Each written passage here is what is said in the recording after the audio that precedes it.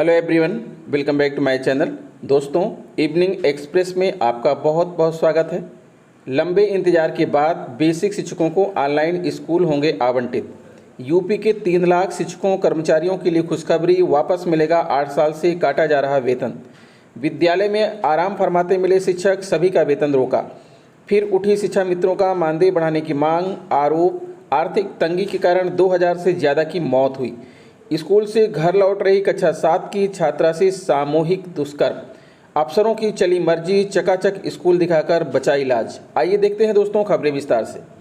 जी हाँ दोस्तों, आप देख पा रहे हैं खबरें विस्तार से कि इस मैन यह यूट्यूब चैनल पर लंबे इंतजार के बाद बेसिक शिक्षकों को ऑनलाइन स्कूल होंगे आवंटित। गोंडा जिले में 18 जुलाई को कार्यभार ग्रहण कर चुके 31 शिक्षकों को स्कूल का आवंटन कर दिया गया है।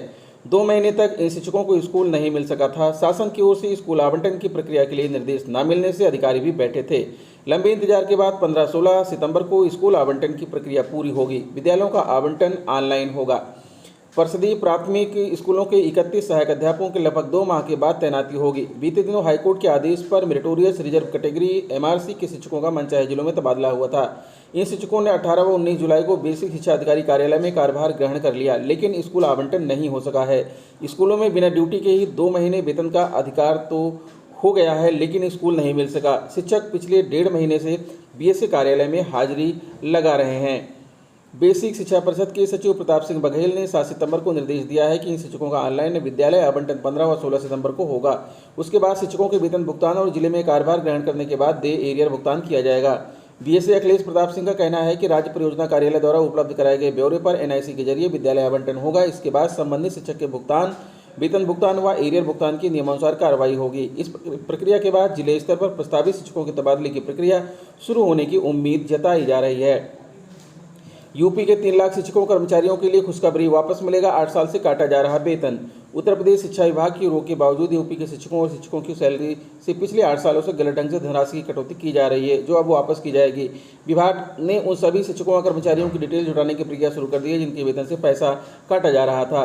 उत्तर प्रदेश शिक्षा विभाग के शिक्षकों और कर्मचारियों के लिए अच्छी खबर है। उत्तर प्रदेश के बेसिक शिक्षा विभाग पर आज तक की खबर का असर हुआ है। पिछले 8 साल से गलत ढंग से काटी जा रही धनराशि वापस की जाएगी। विभाग ने उन सभी शिक्षकों और कर्मचारियों को डिटेल जुटाने की प्रक्रिया शुरू कर दी है जिनके खातों से सामूहिक बीमा योजना के तहत पैसा काटा जा रहा था। जानकारी के मुताबिक बेसिक शिक्षा विभाग में कर्मचारियों और शिक्षकों की सैलरी से पिछले 8 सालों से गलत ढंग से धनराशि की कटौती की जा रही है, जिसमें विभाग ने रोक भी लगा रखी थी। इसके बावजूद एलआईसी बीमा योजना सामूहिक के नाम पर वेतन से 87 रुपये काटे जा रहे थे। आज तक ने इस खबर को प्रमुखता से उठाया था, जिसके बाद अब विभाग ने कार्रवाई करते हुए 3 लाख शिक्षकों और कर्मचारियों के वेतन से काटे गए पैसे वापस करने की कवायद शुरू कर दी है। शिक्षा विभाग के मुताबिक 2014 के बाद नियुक्त शिक्षकों और कर्मचारियों के लिए एलआईसी की सामूहिक बीमा योजना बंद कर दी गई थी, जो 2014 से पहले नियुक्त हुए शिक्षकों और कर्मचारियों के लिए की जा रही थी। इस योजना में सेवाकाल में अगर किसी की मृत्यु हो जाती थी तो मृतक आश्रित को 1 लाख रुपये व कुल जमा धनराशि दी जाती थी। अन्य स्थिति में अगर रिटायरमेंट के बाद जितनी भी कुल जमा राशि थी उसका 50% लौटा दिया जाता था, लेकिन 2014 के बाद वालों की कटौती का लाभ नहीं दिया जाता था। इसके बावजूद 2014 के बाद लगातार कर्मचारियों और शिक्षकों के वेतन से कटौती की जा रही थी। यह कटौती सिर्फ केवल उन्हीं शिक्षकों और कर्मचारियों के वेतन से थी जिनकी नियुक्ति 30 मार्च 2014 से पहले हुई थी। बेसिक शिक्षा विभाग के परिषद के वित्त नियंत्रक रविंद्र कुमार ने सभी वित्त एवं लेखा अधिकारियों से उन सभी शिक्षकों और कर्मचारियों का ब्यौरा मांगा है जिनके वेतन से नियम के विरुद्ध बीमा के प्रीमियम राशि काटी जा रही है। शासन को अग्रिम कार्रवाई की भेजा जाएगा। शासन से पास होने के बाद धनराशि वापस की जाएगी। विद्यालय में आराम फरमाते मिले शिक्षक, सभी का वेतन रोका। लखीमपुर खीरी बीएसए डॉक्टर लक्ष्मीकांत पांडे ने शिकायत के आधार पर शुक्रवार को मिताली क्षेत्र के 3 विद्यालयों का निरीक्षण किया, जिसमें कंपोजिट विद्यालय डहर में काफी अनियमितताएं मिली। विद्यालय में कार्यरत इंचार्ज प्रधानाध्यापक समेत 10 शिक्षकों का भारी भरकम स्टाफ अलग अलग कमरों में बैठकर आराम फरमाता मिला। वहीं बच्चे कक्षाओं में शोर मचा रहे थे। इनमें कुछ गिनती के ही बच्चे यूनिफॉर्म पहने मिले। बीएसए ने प्रधानाध्यापक समेत 10 शिक्षकों का वेतन बाधित कर दिया है। कंपोजिट विद्यालय डहर में निरीक्षण के समय शिक्षा मित्र बालकराम अनुपस्थित मिले। सहायक अध्यापक अमिता सिन्हा, बलबीर सिंह, अरविंद कुमार सिंह, रामानुज वर्मा, सोनिया सैनी, कमल किशोर, अनुदेशक अंकित, राजीव कुमार पांडे, शिक्षा मित्र शशि तिवारी उपस्थित मिले। जबकि इंचार्ज प्रधानाध्यापक होमेश्वर पांडे की मूल रूप से तैनाती उच्च प्राथमिक विद्यालय चपरदहा में है, जिसके पास कंपोजिट विद्यालय डहर का वित्तीय चार्ज है। बीएसएन ने बताया कि निरीक्षण में पाया कि 10 लोगों का स्टाफ होने के बाद भी संयुक्त रूप से शिक्षण गतिविधियां नहीं हो रही थी। प्राथमिक और उच्च प्राथमिक विद्यालय के शिक्षक, शिक्षा मित्र व अनुदेशक अलग अलग इकाई संचालित कर रहे हैं, जिससे शैक्षिक स्तर प्रभावित हो रहा है। उच्च प्राथमिक कक्षाओं के बच्चे पहाड़े नहीं सुना सके, वाक जोड़कर नहीं पढ़ सके, सामान्य प्रश्नों को उत्तर भी नहीं दे सके। 280 बच्चों को सापेक्ष 78 बच्चे उपस्थित मिले, जिसमें 1-2 बच्चों के अलावा अन्य बच्चे यूनिफॉर्म में नहीं पाए गए। स्टाफ के लोग पिछले वर्ष के नामांकन और इस वर्ष विभाग में मिले नामांकन लक्ष्य की जानकारी नहीं दे सके।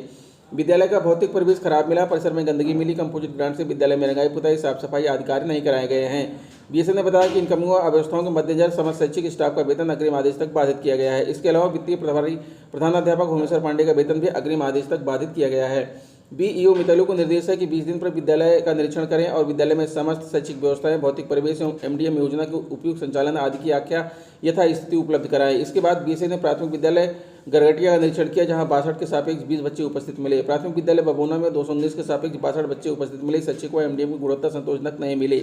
कंपोजिट ग्रांट से रंगाई पुताई आदि का कार्य नहीं कराए गए हैं, यहाँ भी बच्चे पहाड़े आदि नहीं सुना सके। इस पर बीएसएन ने समस्त स्टाफ को चेतावनी देते हुए 1 सप्ताह में सुधार के निर्देश दिए हैं। इसके बाद बीआरसी मितौली का निरीक्षण किया, जहां पर निपुण भारत मिशन के तहत 4 दिवसीय प्रशिक्षण संचालित मिला। विशेष निरीक्षण अभियान में 3 शिक्षक व 9 शिक्षा मित्र अनुपस्थित मिले। मितौली ब्लॉक में शुक्रवार को विशेष निरीक्षण अभियान के तहत 63 विद्यालयों का निरीक्षण किया गया, जिसमें 3 शिक्षक व 9 शिक्षा मित्र अनुपस्थित मिले हैं। बीएसए डॉक्टर लक्ष्मीकांत पांडे ने बताया कि अनुपस्थित शिक्षक व शिक्षा मित्रों का 1 दिन का वेतन मानदेय बाधित करते हुए नोटिस जारी की जा रही है। फिर उठी शिक्षा मित्रों का मानदेय बढ़ाने की मांग, आरोप आर्थिक तंगी के कारण 2000 से ज्यादा की मौत हुई। उत्तर प्रदेश दूरस्थ बीटीसी शिक्षक संघ के शिक्षा मित्रों को मानदेय बढ़ाने की मांग की है। संघ के प्रदेश अध्यक्ष अनिल रौदन ने कहा कि बिजनौर जिले में एक शिक्षा मित्र के आर्थिक तंगी के चलते आत्महत्या का मामला दुखद है। उन्होंने कहा, वर्ष 2017 के विधानसभा चुनाव के दौरान भाजपा ने शिक्षा मित्रों की स्थिति सुधारने का वादा किया था। वाराणसी की जनसभा में प्रधानमंत्री ने भी आश्वासन दिया था। इसके बाद भी शिक्षा मित्रों पर ध्यान नहीं दिया जा रहा, उनकी दशा बदतर होती जा रही है। उन्होंने बिजनौर में आत्महत्या करने वाले शिक्षा मित्र कौशल कुमार के मामले का सुप्रीम कोर्ट और मानवाधिकार आयोग से स्वतः संज्ञान लेकर शिक्षा मित्रों के हित में उचित निर्णय व न्याय दिलाने की मांग की है।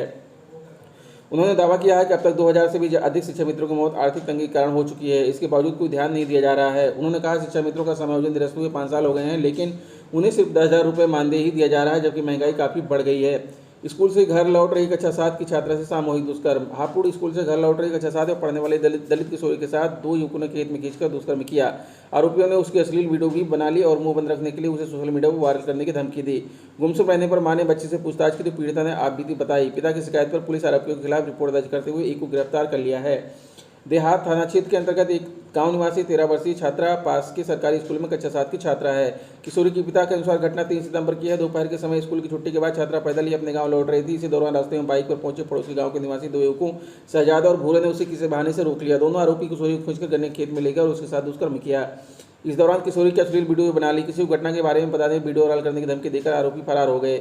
छात्रा जैसे तैसे घर पहुंची। इसके बाद से किशोरी गुमसुम थी, जिसके बाद परिजनों को अनहोनी की आशंका हुई। शनिवार को किशोरी की मां ने पीड़िता से प्यार से गुमसुम रहने का कारण पूछा तो उसने आपबीती बताई, जिसके बाद पिता बच्ची को लेकर देहात थाने पहुंचा।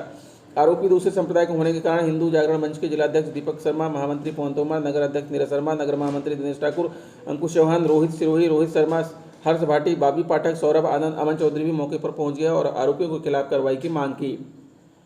देहात थाना प्रभारी निरीक्षक शिलीस यादव ने बताया कि एक आरोपी शहजाद को गिरफ्तार कर लिया गया है, जबकि दूसरे के आरोपी के तलाश में दबी दी जा रही है। जल्दी उसे भी गिरफ्तार कर लिया जाएगा। अफसरों की चली मर्जी, चकाचक स्कूल दिखाकर बच्चा इलाज। सोनोघाट देवरिया नोडल अधिकारी व ग्राम विकास आयुक्त जीएस प्रियदर्शी की निरीक्षण का प्लान तैयार करने में अफसरों की खूब मनमानी चली है। शहर से 8 किलोमीटर की दूरी पर स्थित पावर्ती के चकाचक प्राथमिक विद्यालय को दिखाकर खूब वही लूटिंग काम किया है। सच तो यह है कि शहर से जितनी दूरी पर नोडल अधिकारी को सफर कराया गया है, इसके बीच में कई स्कूल सड़क पर स्थित है, पर व्यवस्था की पोल खुलने के डर से इस स्कूल के निरीक्षण का प्लान नहीं बनाया गया।